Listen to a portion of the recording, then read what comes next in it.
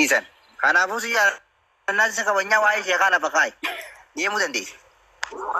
Anillee yaada goolabaa tokkoon itti dhaammadhee. Waa'ee jaarsa kiyyaa lafa Intal jaarsa keetii miti jaarsi keetii paablika irra dhaabbatee nama kuma Jaarsa kee yoo taate akka shari'aa itti galata. jaarsa namaati. Shari'aan afur fakkaddi. Shari'aan afur fakkaddi. Fuudhallee intala aayaa kabajaa qabdu fuudhalu maala hin fuudhu kabajaatu godhu. Dagaa. Aboo dagaa wayin isin himaa yaaboo. Hojjetu yaa obsime.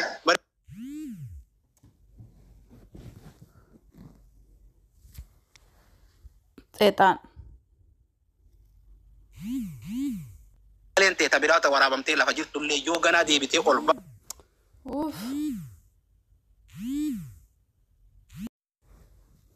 Intalti paablika irra hiikamtee eessaan jaarsa siiti?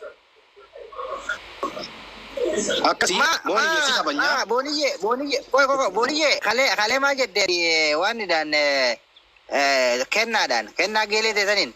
Ati rakkooti yoo hunda hin beektaa naaf inni waan walitti hin deemnee jireettee akka warra magaalaa tokko godhaan jirtu ati warra magaalaa laala dhumma buleeti ati warra magaalaati.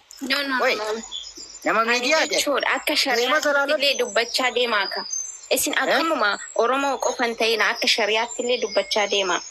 Shari'aan akkanaa jirtu shari'aa yoo jiraatte shari'aa yoo jiraatte keessumaa siif ijaarte kee walii gala ati miidiyumarraa gale ka ijaarti shari'aa beektu yoo taate jaarsa keetii gale yoo dandeesse. Maali miidiyaarra namni asii afaan kaachuun ati halkan rabbii namni bar si jeeqaa jira bar rakkanne wallaahi. Aboo sabboodha bituu waan sodaattu hin qabdu shari'aan teenya jaartii hiikamte beeynaati akka amantii islaamaatti. Ji'a sadii osoo hin dabarne rajaatu jira ji'a sadeen isii dhumachaa jira rajaatu jechuu didemaa bayaanis. Kanaafuu maama bayaan akkami jaarsaa amma ati ibsaa san jabeeffadhu yoo jaarsa taate jaarsa harkatte wal qixa isin lameeni ibsaa san jabeeffadhu teerum waa lama dhabin wallahi ibsuma san rabbi si alaa feesu sana heerum imma amma wal harkattanii walii akkasi wallahi ibsaa sana heerum Teete booniyyeen. Kannaal booniyyeen saayibban siini kabajji taanaan. Ijoollee saayiba bareedduu san waliin jiraachuu barbaadi taanaan. Nama waliin maxxantee jiraachuu barbaadi taanaan waa'ee ustaadaa keessaa habaatu. Lakki waa'ee ustaadaa keessaan ba'u taanaan du'aan mana sii dhaqu nuti nu biratti yakkamaadha. Waa'ee ustaadaati waa'ee jaartii ustaadaas gubbattiin akkaan barbaade taasisaa taanaan namni mana miciyyoo tanaa dhaqee dhaabbate nu biratti yakkamaadha. Garuu kabajaadhaan lakki waa'ee ustaadaan tokko niin kabajaa niin jaaladhaa. Arraanaaf obboleessaa sii tokkotti yoo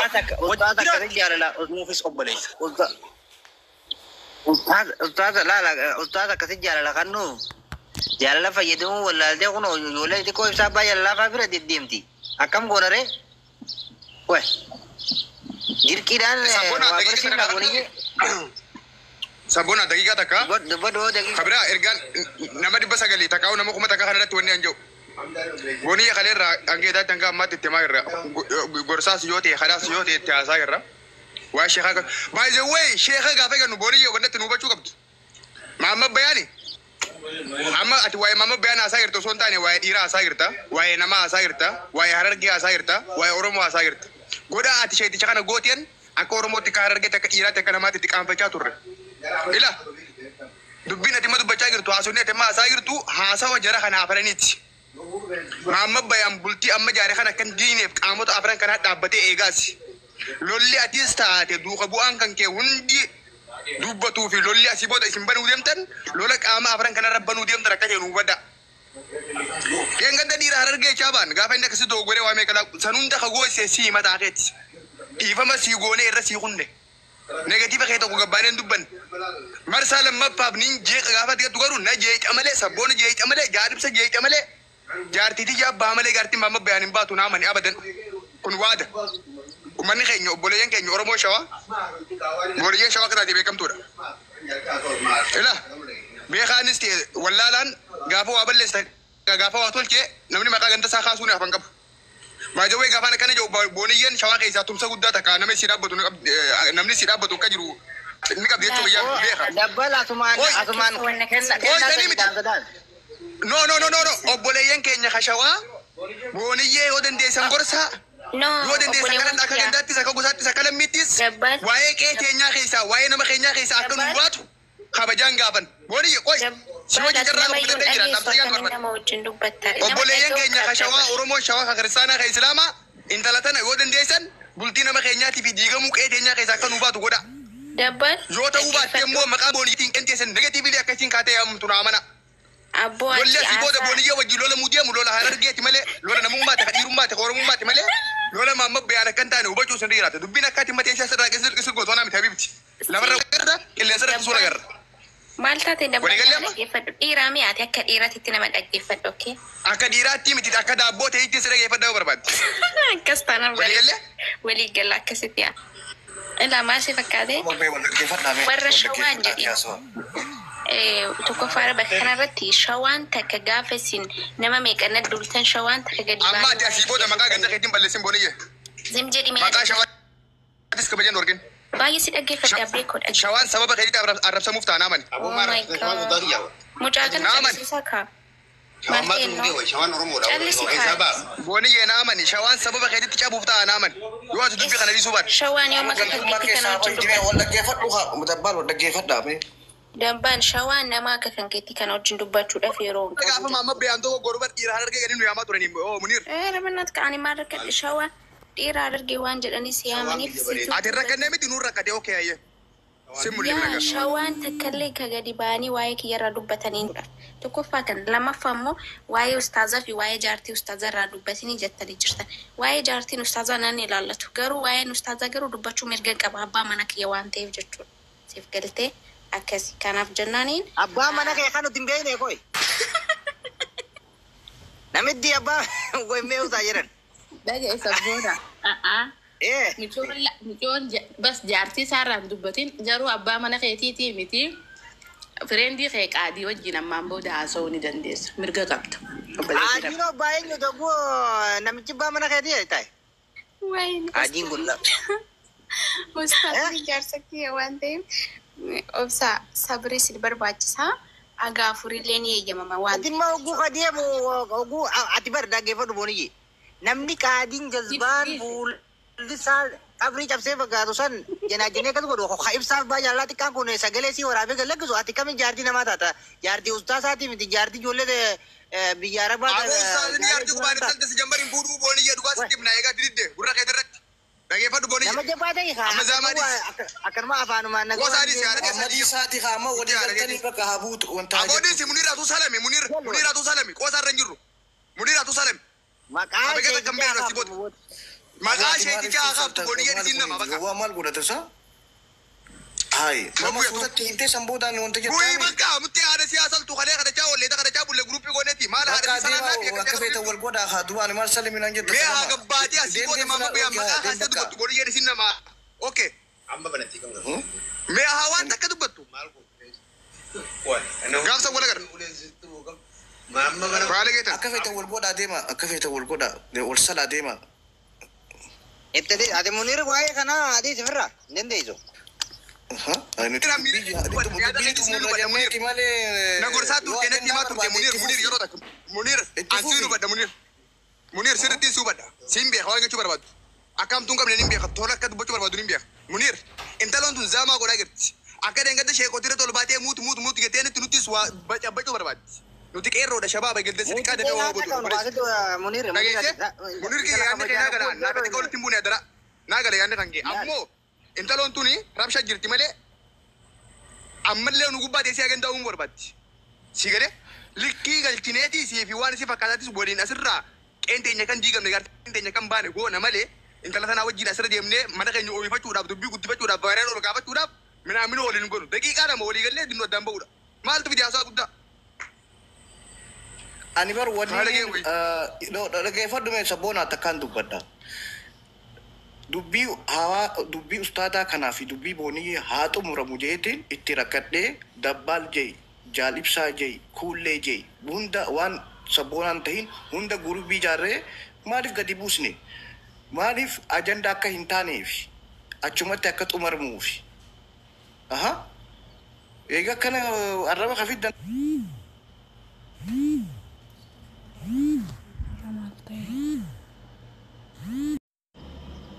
akkaataa isaan walitti dhufan maallaqaanis sagaleenis osoo ustaani jala bo'uuti Sabuna asmaanu ibsa abbaa jaalalaatii fi isinis daabboo akka wallaan nageenya jirra quba qabaatu. dandatanii didis isaan nurraa ijoolleen xixiqqoon tun isaan wal harkatanii jee barre jarri likkiidha ijoollee xixiqqoodha amma wanni inni siin jechuu barbaadu Munir yeroo amma keessa jiru kanatti ustaasni waan diin beekuuf waan nama shari'aa taateef waan jaalallisii keessa jiru mutiyyoon tun intala dhalaati dhalaa yoo nama bira jiraatee hin dogongora dogongora siisanii wajjin dirreetti hin darbu duula miidiyaa irratti itti bobba'e kanaan irratti duulee hamila isii hin cabsu jeete akkasumaanuu badii siisanii wajji hamilatee duudarra kaayatee jala cabee bo'aa ture ustaasni san godhuun san isii silaa jabeessuu nama jabaa ta'uu abbaa mana kiyyaa du'aa jiru na wajji qaba jetteeti marxootti hidhachuu qabdi ifa kaabbaddeeti ustaasni humaan beekutti fitte rabbiin qooda allaatti kaaye qooda qocaa kaaye allaattiin hin fuune jedhan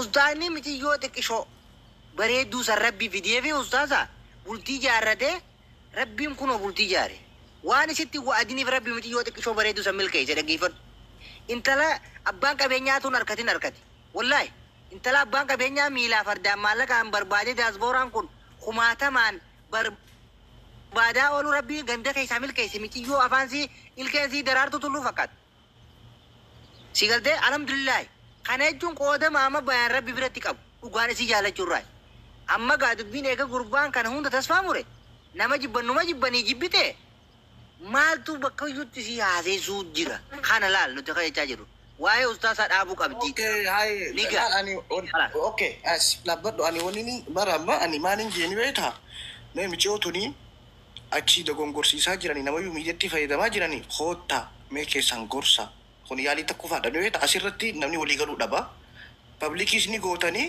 garuu dura mee keessaan nama isii dogongorsiisus gorsa tokko tokkos bakka waan tokko tokkos keessaan haa dubbannu jennee walii gallee dabbaaliis kuullees hundaas yaamnee booniyyees waliin teenyee karaa nagayaatiin bakka akkana akkasi ati sitti fayyadamuuf deeman jaanii gorsaa jennee akkasi gorsine kun ibadiidha. gorsitee barsi gorsa kenne faallaa isin deemuu barbaadu na gargaara Kaasan kophaa kaa isin haa deemtu garuu ani akkaataan itti yaade san sirrii akkamma dabbaal afaan banu kana namni asirra waliin Munir obboleessa keenya laale wani dabbaalis numa miira keessa galee haasawni namichi duris miira keessa nama galee amma waa tokko jira sabboona namni michiyyoo tan akkasiin bultii sheetichanaa diidullee godhu jiru warruma fe'oosota gastii isaanitti ol baasanii waa'ee jaarsii haaseessan fe'amosoota guddaa warra kaayiroo kanaatu gastii isaanitti affeeranii akkasiin sheetichaa mantu godhan sigalee akkasiin waa sheetichaa haasawtu isaan maa gastii irratti affeeree mubaarak aslii isaantu mana isaanitti ol baasee waa sheetichaa akkasiin haasawtu isaanii godhu.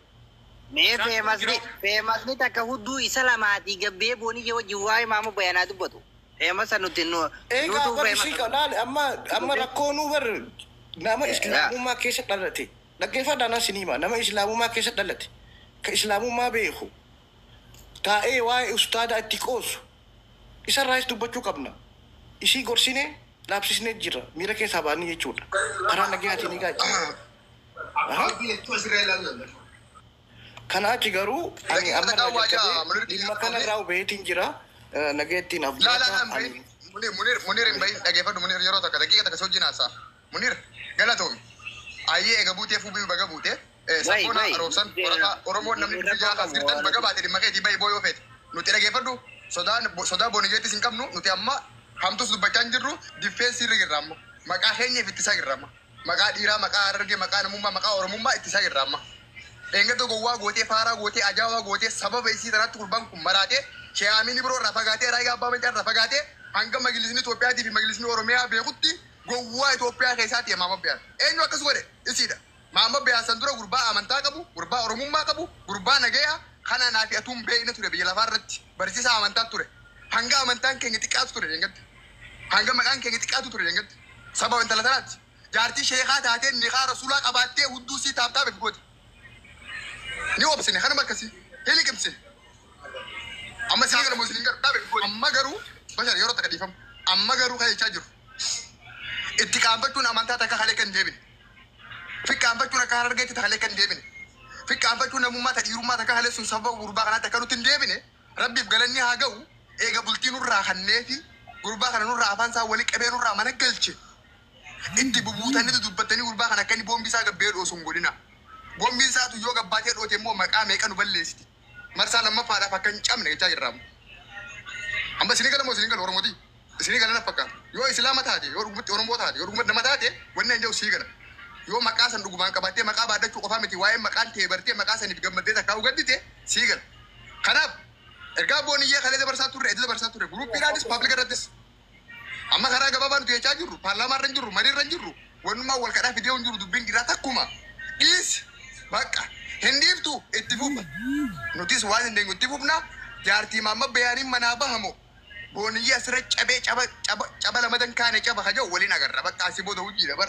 Itti himee himee watti hin ayaran. Yoon doogora naan jaa. Hanganuma haasanii guddaan hin jiru. Nuti agendaa barbaade agendaa dhibbata kabonyee kaffinne miidiyaa kana harkaa qabu ammatti nuyi. Garuu dhimma sheekaatiin dhimma bultii namaatiin agendaa baariyaala kumata kanamas ta'u hin barbaadu. Sa'a dheeraa fudhachuu hin barbaadu.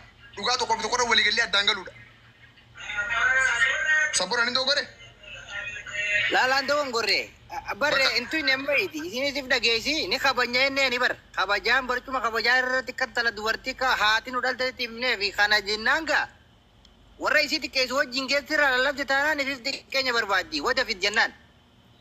Warataa dubbadhu. Afaan Amaaraa beedi. Inni afaan Oromoo kun dida. Sabboonaa wanti keessanuu kam jirtan?